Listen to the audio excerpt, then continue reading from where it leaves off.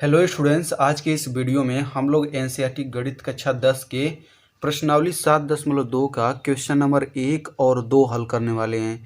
तो इस प्रश्नावली 7.2 में सभी क्वेश्चन विभाजन सूत्र पर आधारित हैं। ठीक ना। तो सबसे पहले हम लोग ये समझ लेते हैं कि विभाजन सूत्र क्या होता है। ठीक ना। तो यहाँ पे एक रेखा है, यहाँ पे एक सीधी रेखा है।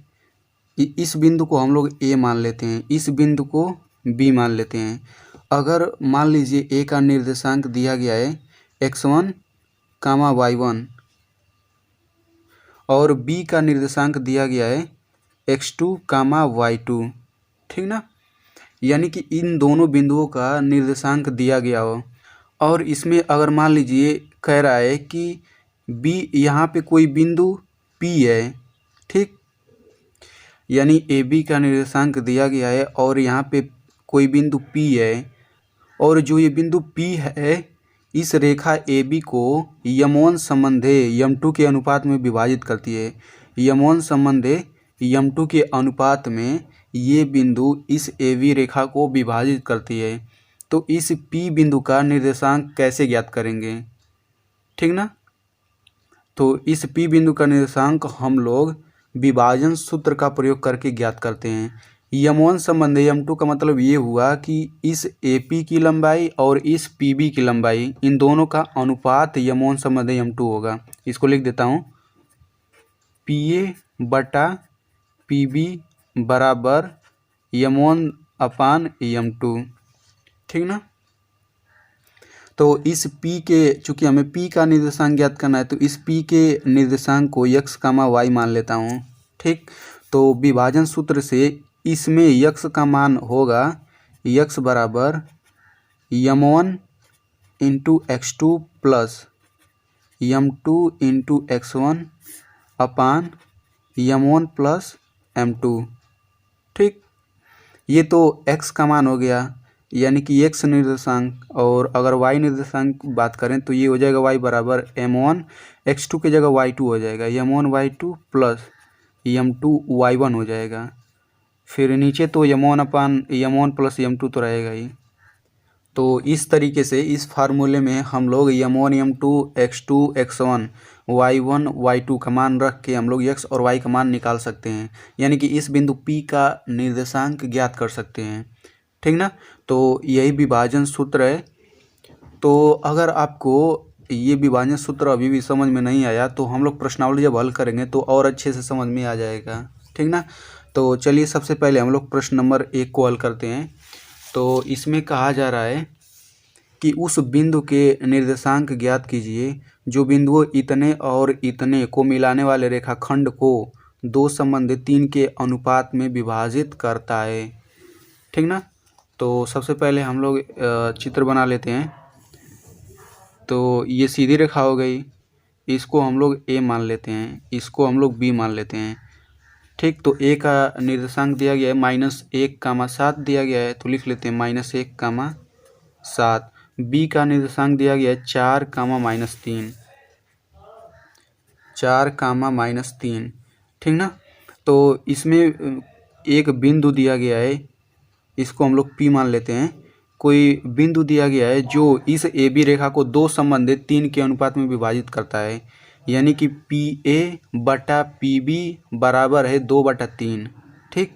यानी कि हम लोग कह सकते हैं यम1 का मान 2 हो जाएगा और यम2 का मान 3 हो जाएगा। ठीक ना। क्योंकि PA अपन PB बराबर यम1 अपन यम2 होता है, तो यहाँ से डायरेक्ट हम लोग यहाँ से 2/3 लिख लेंगे, तो यम1 का मान 2, यम2 का मान 3 हो जाएगा।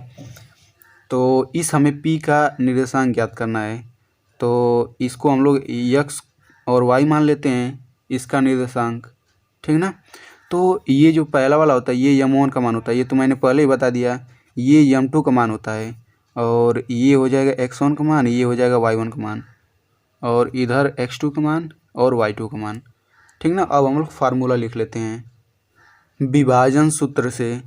तो विभाजन सूत्र है x बराबर m1 x2 plus m2 x1 अपान m1 प्लस m2। और y बराबर भी लिख लेते हैं m1 y2 plus m2 y1 अपान m1 प्लस m2। तो यहाँ से x का मान निकाल लेते हैं सबसे पहले। तो m1 का मान 2 है तो यहाँ पे मैंने 2 लिख लिया।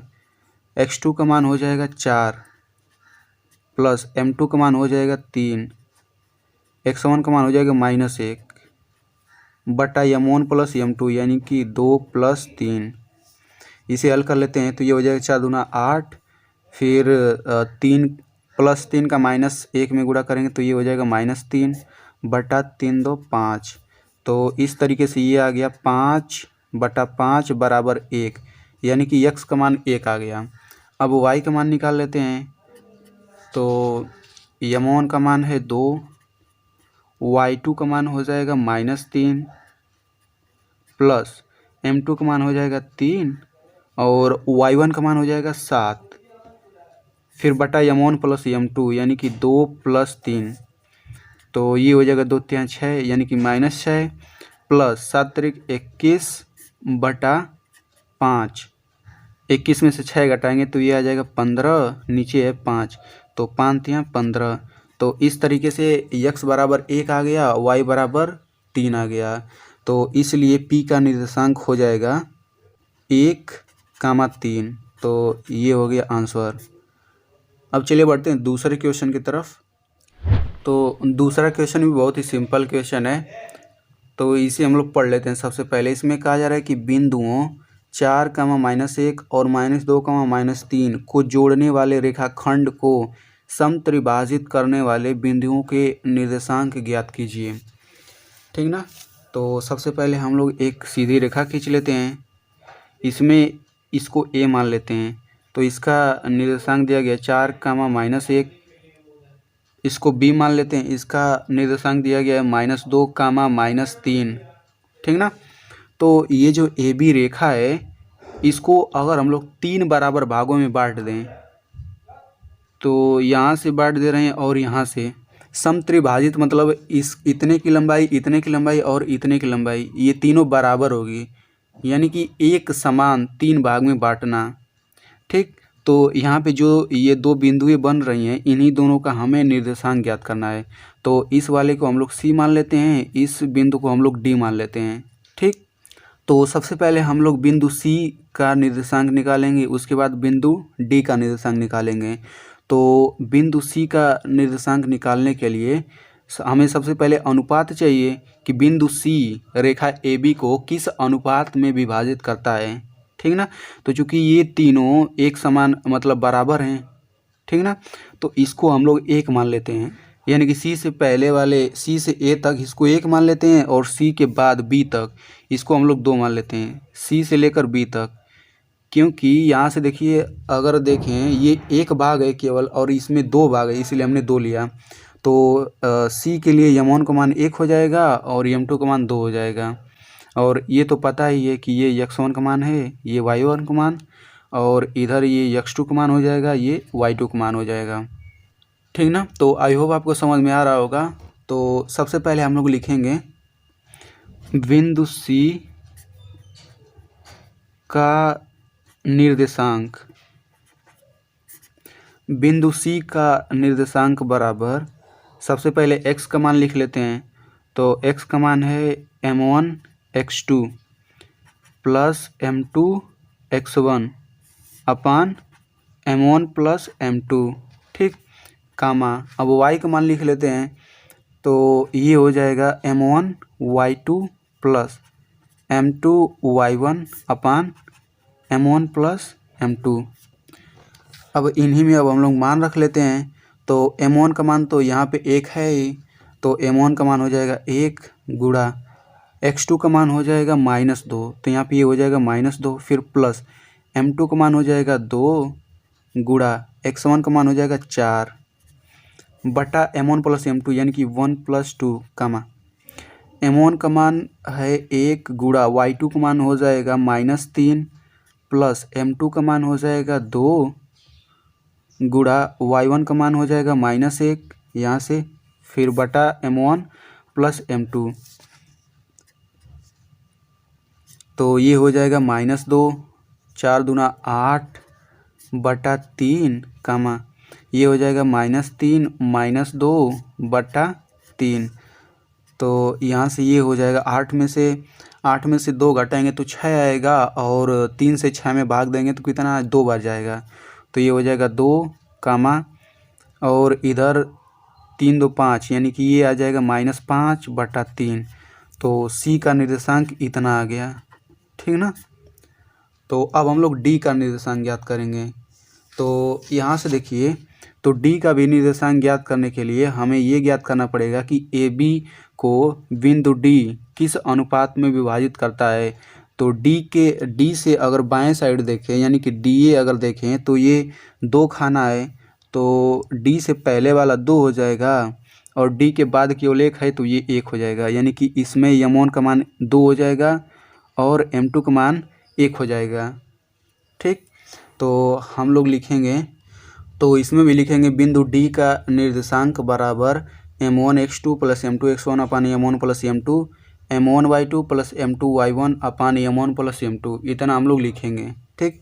अब मान रख लेते हैं, तो इसमें m1 का मान 2 हो जाएगा, तो यहाँ से हम लोग लिख लेंगे 2 गुणा x2 का मान हो जाएगा, x2 का मान -2, तो इसे हम लोग -2 लिख लेते हैं। फिर प्लस m2 का मान 1 हो जाएगा और x1 का मान यहाँ पे 4 दिया गया है तो ये हम लोग 4 लिख लेंगे। फिर बटा m1 प्लस m2 यानी कि 2 + 1 कामा m1 का मान है 2 गुणा y2 का मान हो जाएगा -3, ये हो गया -3 प्लस m2 का मान 1 गुणा y1 का मान है -1, तो यहाँ पे हम लोग लिख लेंगे -1 बटा 2 + 1, इसी को हल कर देते हैं। तो 2 दूना 4, ये आ जाएगा -4 फिर +4 बटा 3 कामा 3 दूना 6 यानी कि -6 -1 बटा 3, ठीक। तो यहाँ से देखिए 4 में से 4 घटाएंगे 0 और 0 में 3 से भाग देंगे तो ये 0 आ जाएगा, कामा ये हो जाएगा -7 बटा 3। तो इस तरीके से बिंदु डी का भी निर्देशांक आ गया। तो इस तरीके से क्वेश्चन नंबर 1 और 2 मैंने सरल तरीके से हल कर दिया। आई होप आपको समझ में आ गया होगा। अगर कोई डाउट है तो आप कमेंट करके पूछ सकते हैं। तो स्टूडेंट, यदि आप ऐसे ही क्लास 10th के एनसीईआरटी मैथ को सरल तरीके से पढ़ना चाहते हैं तो आप मेरे चैनल को सब्सक्राइब कर सकते हैं, और सब्सक्राइब करने के बाद इस घंटे के निशान पर क्लिक करके ऑल पे क्लिक कर दीजिए।